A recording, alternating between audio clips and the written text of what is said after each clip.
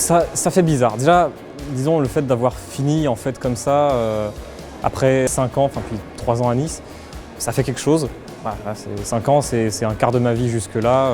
Ça fait bizarre de ne plus être étudiant en fait, d'avoir fini les études, d'être dans la vie active maintenant, ça fait quand même quelque chose.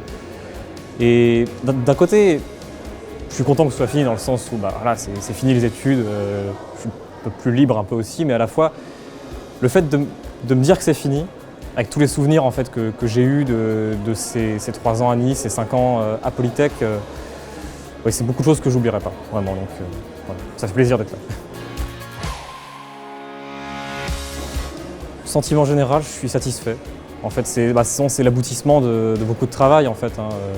Pas qu'à Polytech, hein, le collège, le lycée, le bac, la prépa intégrée, puis là les 3 ans du cursus. Satisfait, fier aussi, parce que être ingénieur quand même, c'est quelque chose. Je ne pensais pas que je réussirais à être ingénieur comme ça quand j'étais au collège, mais du coup là d'avoir pu mener ça à bout, très satisfait et très fier d'avoir pu faire partie de ça.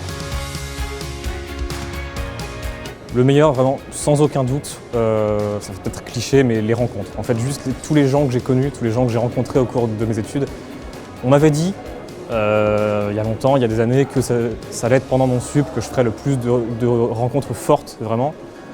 J'y croyais pas spécialement, je me disais, c'est comme on le dit.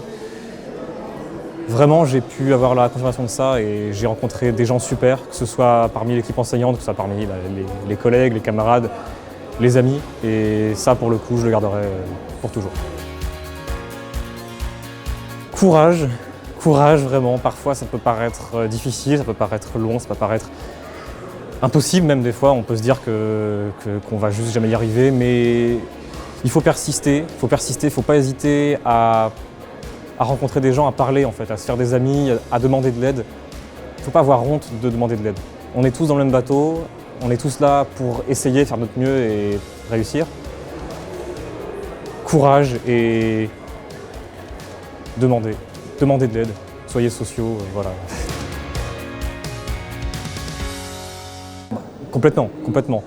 Même si à première vue l'informatique c'est pas la filière qui fait le plus penser à l'écologie, on pourrait plus penser au génie de l'eau, bâtiments, etc.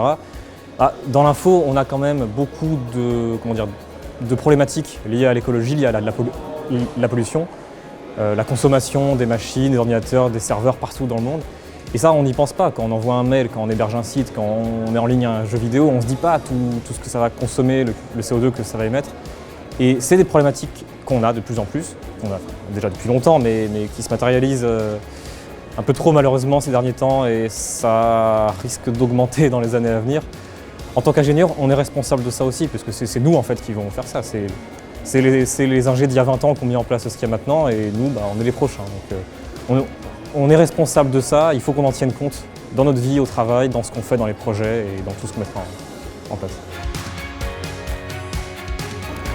Je pourrais dire polyvalent, mais je dirais persévérant. C'est ça, c'est vraiment persévérant, c'est persister, voir l'impossible et se dire que finalement, peut-être que ça ne l'est pas tant que ça, et qu'en essayant assez fort, avec assez de courage et assez de temps, on peut le faire.